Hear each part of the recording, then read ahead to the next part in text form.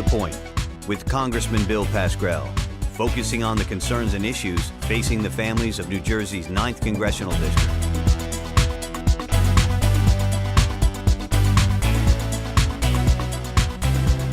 Hello, I'm Congressman Bill Pascrell. I'd like to welcome you to the latest edition of To the Point. Our nation is built on generations of hard-working immigrants, came to our shores in search of the American dream. And as a result of recent executive action taken by President Obama, we are one step closer to making that dream a reality. In November, the President took an important step towards fixing our nation's broken immigration system by announcing his plan to protect up to 5 million undocumented immigrants from deportation.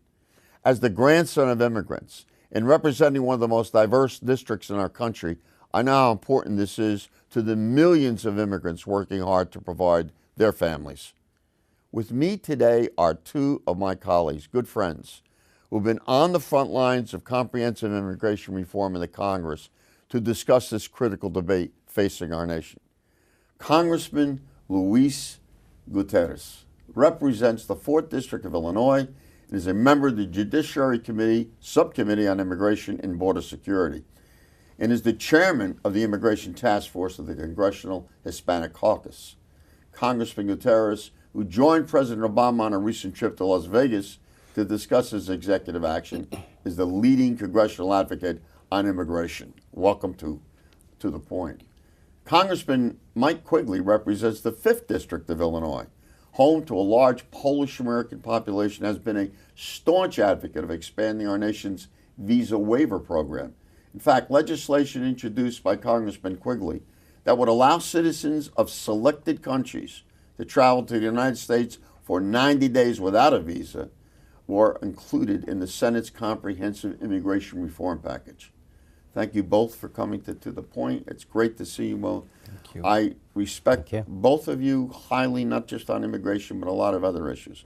And I brought you on here as a contrast in, Luis, you've been kind of the spokesman within Latino quarters. And Michael, you've been talking about immigration because you would think by the discussion by many people, by the pundits and by certain people and within the Republican Party, certain people, that this is just folks coming in from Central America and South America. People are coming to America from all over the place. No, I hear about this from Ukrainian, Polish, Tell Irish, me about that. Ukrainian, Polish, Irish constituents. It's a tremendously important issue to the LGBT community. The agriculture industry is very important to them. I hear from them, as well as the hospitality industry. My Polish constituents, under the current system, most of the countries under the current system in Europe, their citizens are allowed to travel to this country without a visa, visa-free for 90 days. Under the Senate bill, that changes. Under the proposal that we talked about, it allows Poland and other select companies to join this system and travel here. It will add billions of dollars to our economy and create 40,000 new American jobs. So this is a rainbow coalition of public-private partnership that is long past overdue. So it's not just, as you say, one element of an important element of our community involved with this issue. It's a broad spectrum. We're going to talk about what the system is now, because you can't reform the system unless you know what is the system today. Luis, you've been a great advocate. You spoke out long before this became a popular thing to talk about in political circles. You would agree with me, I think, and we've discussed this before on a few occasions, that you would think that the only people coming into this country are coming from over the Rio Grande. Right. Is that the case, Luis? Well, let me just put it to you this way. I want to first talk a moment, Bill, about the President's executive action that you introduced us to. So it's up to 5 million people. But I want the American public to know who the 5 million people are that are getting relief because of the President's action. The President said, if you're working and you can go through a criminal background check, you're going to provide us with your fingerprints at your own expense, not at the government expense, and you come back with a clean bill of health, and you need to raise your American citizen children or permanent resident children that are legally in the United States, I'm going to give you a 3-year work permit so you can get on the books, right with the law, pay your taxes, and raise those kids. Come out from the shadows. I mean, think about it a moment. He's telling people, come forward, register with the government, go through a criminal background check, pay for it out of your own pocket, pay for the background check and another probably $500 for the application fee, and you got American citizen children, I'm going to give you a work permit because you do not represent a danger or a threat to the country. That's 5 million American citizen children whose parents, because what's the alternative? The alternative is to put them in foster care and deport their moms and dads and have them live in this fear? How long would it take us to deport those 5 million out of the 12 million undocumented aliens? Let me put it to you this way. If you had, because that's part of their fantasy. Right.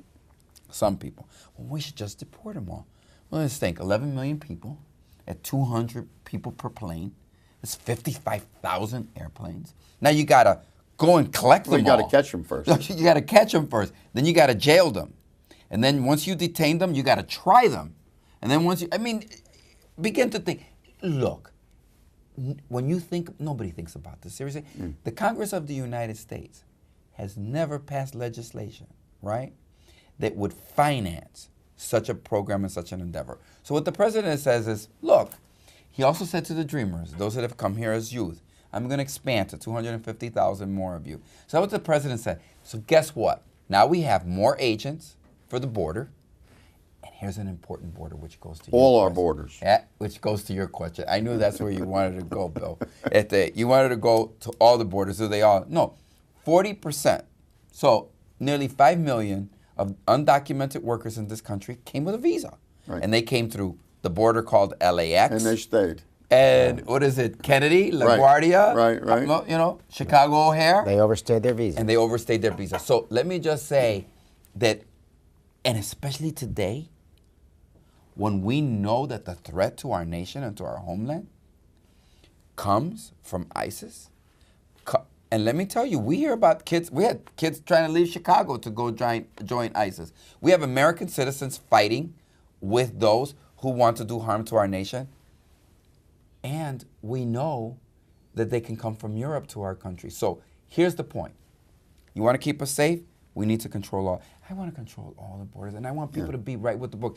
Because once you do that, guess what? It's like saying, oh, just think for a moment if the police didn't have to survey a certain sector of town because there's nobody there because they're all right with the law. But the discussion on immigration changes. When I discuss it with my constituents or people in Jersey in general or the metropolitan area up there, it changes dramatically when you start to talk about Ukrainian, Polish, Italian, even West Indian, even Kenya. You talk about Asian, Koreans. The conversation changes. Now, why does the conversation change? Why do you think it changes? Well, this has happened throughout our nation's history. I mean, it's the most recent round of immigrants and people's perception that receive the burden. They get right? it in the neck. Right, it's clearly Italians and Irish and Germans at one point or another.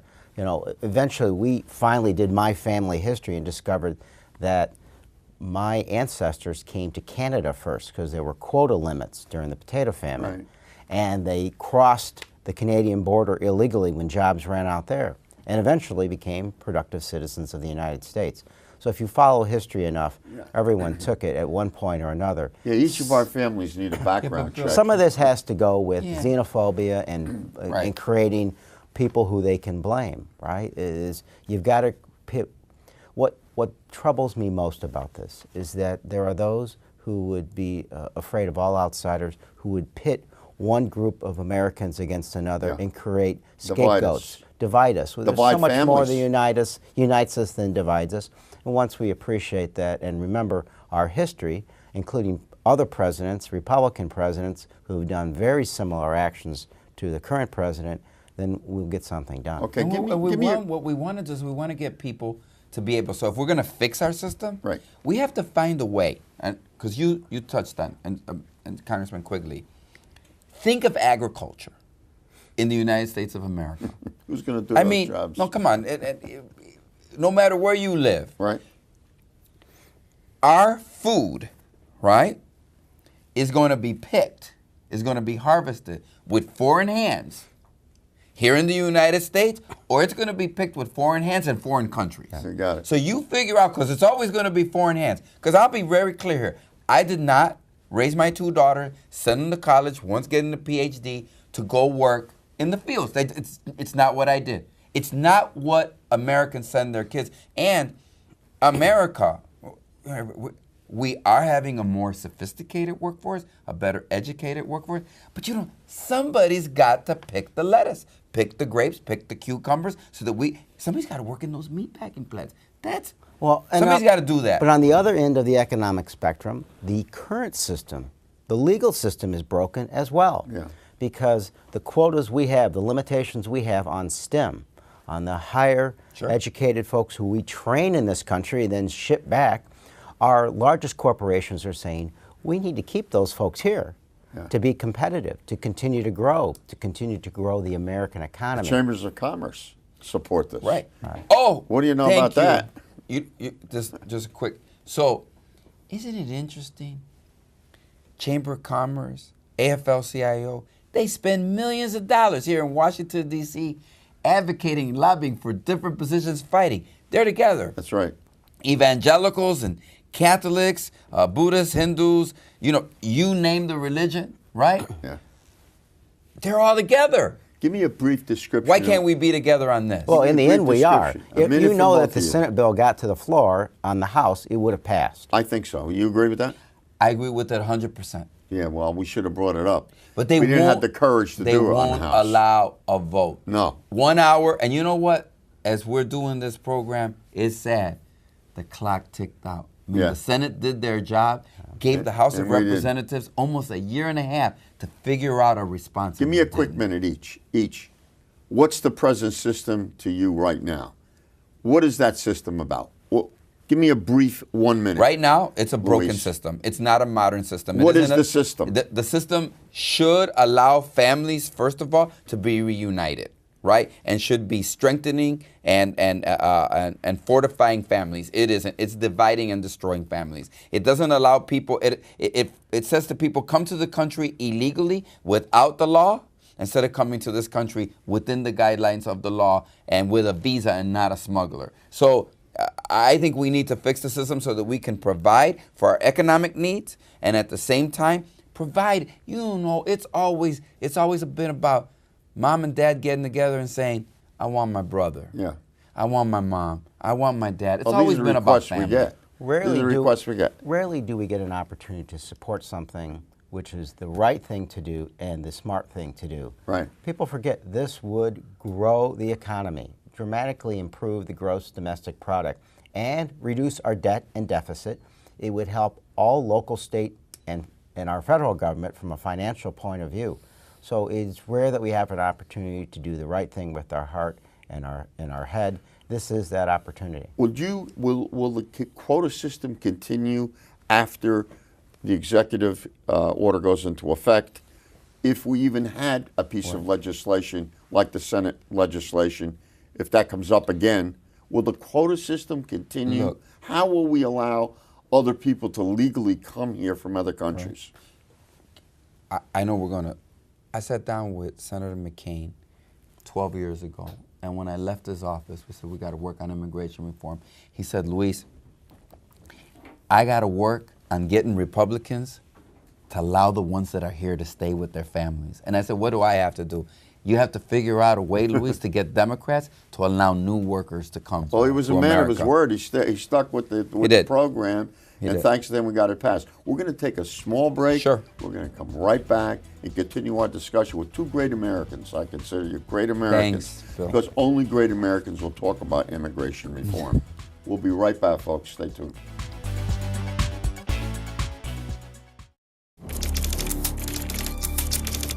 Wait a minute. All people are people. Stereotyping is wrong, and it hurts all of us. Stop stereotyping. A message from your American Muslim neighbors. And we're right back here with our two great guests today, Congressman Luis Gutiérrez and Congressman Michael Quigley. I just happen to like these two guys, as you can well notice. We argue sometimes, but we still like each other when we respect each other. That's what's important about this debate and this discussion. You were saying, Mike, when we started the show, to talk about not only Latinos want to come to this country, but a lot of other people from around the world. I don't know what the I don't know what the percentage is of Latino. When we took all the undocumented, it's 11 million plus. What percentage are Latino? Oh, I would say 60% of the undocumented are from, and that's logical. We share a border with Mexico. I mean, the hemisphere is the America. So that makes a lot of sense. But then we have immigrants from all, and I'm so happy Quigley brought it up. Chicago has more people of Polish descent living in the city of Chicago. The only other city that beats it is? Warsaw. Warsaw.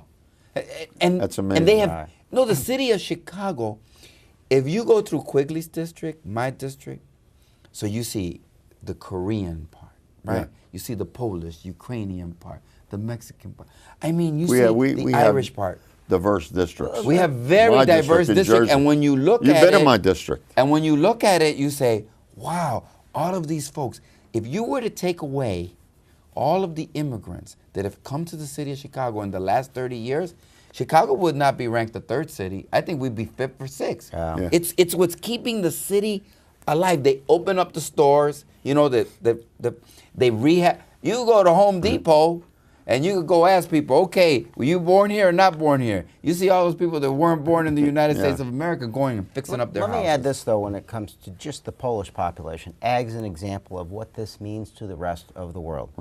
Senator Kirk and I traveled to Poland, and every person we met on the public-private sector side, we met the Archbishop of Krakow, we met their governmental leaders, we met people on the street. First thing they said is, why is Poland excluded from visa waiver? Most of the rest of Europe has this program. Allies. We are one of your strongest allies. Militarily, you could argue no one was better. Better ally. Poland's been there for us every time. Absolutely. So this simple, they see it as a disrespect. There would be a courtesy to include them there. So our standing in the world is looked at the way we handle this. And clearly, visa travel is important to them. But also the notion of how we handle the undocumented, particularly when we talk about mass deportations, how we look as a country to the rest of the world is important. We need to remember that. I want to talk very briefly, go back to the subject of that immigrants, documented or undocumented, are taking away American jobs. I think that's a ruse. I think it's nothing more than a false argument like border security. We could have a wall 5 miles high across the entire Rio Grande and we'd still be talking about security problems. We want to have good relationships with Mexico. I'm sure they want to have good relations with us. We need to solve this problem for a lot of international reasons, homeland security reasons. What do you say to those people who say, you're going to take our jobs? These guys and gals are going to take our jobs, and we should be training Americans for those jobs and not allowing them to take. First of all, they're already here working in our society. They create jobs for the rest of us. I mean, just think one moment. If you eliminated the 11 million undocumented workers, you would eliminate 1 out of every 20 workers. In other words, 5% of the purchasing power of the United States workforce would disappear from our economy. Everybody buys cars, everybody buys homes, everybody buys goods, everybody shops at the grocery store. Everybody is involved in the economy, number one. But I do want to say a couple of things quickly.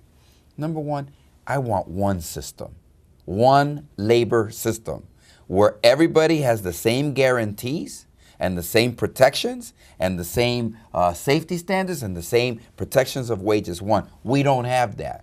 And for those who don't want immigration reform, what they are allowing is the largest guest worker program possible in the United States of America, but it goes unmonitored. What I want is all Americans. Therefore, you don't have one group of Americans engaging another group of Americans and allowing wages to be lowered.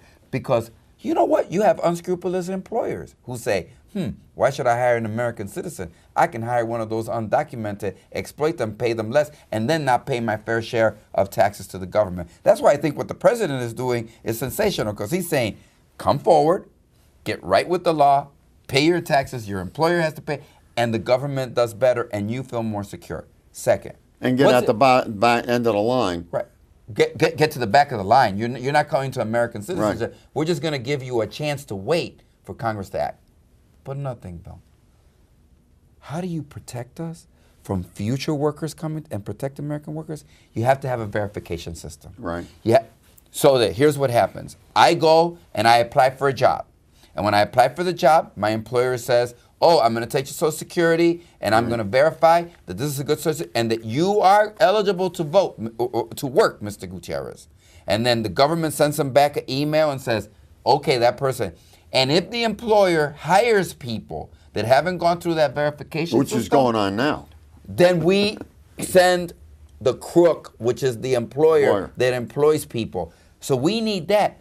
Now all of a sudden people are saying, not a good idea to go to the United States of America, because if we go, we can't get through the verification system because they're locking people up who hire people who haven't gone through the verification. See, I'm for security, but I understand security is more than just the border. And the government, it is also when people are here in the United States. The government has a right to know who's coming into this country and who's leaving too. And a right to We don't regulate have that. We who it is can't has a do that permit right now. to work and not to work in this country. But our system is broken. So what we want to do is bring people out from cover. Absolutely. And this is good. This is healthy. And get rid of those people who are felons, who've committed crime, one another. Go after the felons, not the families. Go after the gangbangers. Don't keep going after children and making them lose their parents. Let's go after the criminal element. And if we focus, if we legalize people, then the ones that are left outside, we can now put our focus and our attention on them. When I had, I've always felt this way about, we needed changes in immigration when I came to the Congress 18 years ago. The thing that got me emotionally involved is when people who fought in the war, Iraq and Afghanistan, what a great point, had to come home to abuse because they were quote unquote undocumented. They came here on this visa or that kind of visa, stayed. They shouldn't have done that. They were wrong, but we need to correct it. We can't just say it's wrong. What are you doing about it? That's what really got me involved. When I saw how these soldiers are being treated by fellow Americans, they had laid down their lives practically for us on the battlefield, and we are saying to those people, you fought for us, but you can't. You can't be one of us. That was the motivator for Truman desegregating the troops. That was the motivator for many presidents to finally for Lincoln to take a more bold actions he did during the Civil War. When he saw who was willing to fight for this country, that made a change. I think it has affected a president and Congress since that time to see, if you're willing to fight for this country, you should be able to stay. That's some people. And have the same rights as everyone else. That's why we did repeal Don't Ask, Don't Tell. Killed in North Jersey. And their parents, questionable as to how they got here. And we're almost being treated like axe murderers. These are people that fought for us, defended us, regardless of how you felt about either war. That's not the case here. Right. We're talking about human beings. And the other thing is that they always make the undocumented sound like they're the un-Americans. Yes. But if you look at them, what is the president doing? He's saying, if you are an adult and working in the United States, you got to be working. You've been here for 5 years and ready to go register, go through a criminal background check. So you come back with a clean bill. This is the crux of the issue. You have to have American citizen children. Yes. I mean, these are American families. These kids, what do you want? Their memories of childhood to be, is an immigration agent going to knock on the door and take away my mom or my dad? No, I want their memories to be the memories your children have. My children. You know what the memory my grandson's going to have? Of scoring on the soccer field. No, of being out there playing hockey, of excelling and graduating first in his class, of his first bicycle, of his first girlfriend, of his first everything. Those should be the memories kids have of joy and happiness and growing up in a family, sheltered and protected. But they don't. Will the president's order stand in the courts? I think so, because again, briefly, why? Previous presidents, such as President Reagan and President Bush, passed under the same type of authority, prosecutorial discretion, they have been upheld. Therefore, this president. In fact, Reagan did it after a bill was passed. They didn't go far enough, correct? Right. 1986, We passed the Immigration Reform and Control Act, gave 3 million people a pathway to American citizenship. That's right. That was 1986. That's right. What happened was Congress explicitly excluded their dependents. So it said, oh, Luis, you qualify for a visa, but that doesn't mean your wife and your children. So you know what Reagan did? Reagan said, well, that's not right. Yeah. So I'm going to protect them till Congress, even though Congress explicitly said I'm excluding. President Reagan said and then Bush protected them. And guess what happened? In 1991, the law finally caught up with the protection of the president, and we included them. Yeah, and then right. they stopped protecting them. That's right. And the world didn't end. And you know what? The world didn't end. Not only that, we got 5 million possibly that the president. And you know, I'll tell you what, when we sign them up and we finally pass immigration reform, they're going to be ready. And I just want to go back to something my friend Quigley said earlier. If you legalize 11 million people in the first 10 years, it's $100 billion. In the first 10 years, you gain to the Treasury because you put them on the books and they're paying taxes. And you know the interesting thing, 11 million people, guess what 11 million people don't do till they get legalized and they have uncertainty in their life? They don't buy that car. They don't buy that house. They don't start that business. Once they have security, there's an explosion of economic opportunity and activity. And so we know small businesses are the engine of most jobs in America. But guess what happens in the second 10 years? $1 trillion. Because now they become fully integrated in our economy. It's good for the economy. To your question, who should care about this? I'd add senior citizens, to the point that the Congressman Gutiérrez just mentioned. Great point. You're helping Social Security be far more solvent. You're adding a base there. You know, there are countries in this world. It's a very important point what you're bringing up. That are facing serious problems with their aging population. They don't have a base that's going to pay the price for Social Security as time goes on. The immigrant community, the undocumented immigrant community, I want to just follow, the undocumented tends to be younger and has many more years to contribute to Social Security. That's what we need. We need more people paying into the system. Yeah, we're talking about these Medicare programs fading out. And they're all going to contribute to that system. This helps bolster these two entitlements. Absolutely. Social Security, absolutely, Medicare, and that's a whole other they're program. But right now they're here working, and their employer might not be sending those FICA taxes to the government. Definitely not. Look, I want to thank both of you. This is the tip of the iceberg, but I think we got to the point. Well, you guys, we got to the point. Very good, very excellent. Yeah. And we want to have you back again to talk about the effect upon Social Security and Medicare and Medicaid as well for that. Sure. Thank you. Thank you. Thank you for watching this edition of To The Point. You've heard our thoughts. Now I would like to hear from you about today's show.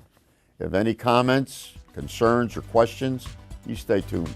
Our address, our phone number, our website address will appear in a moment. Thanks again for tuning in, and we'll see you next time on To The Point.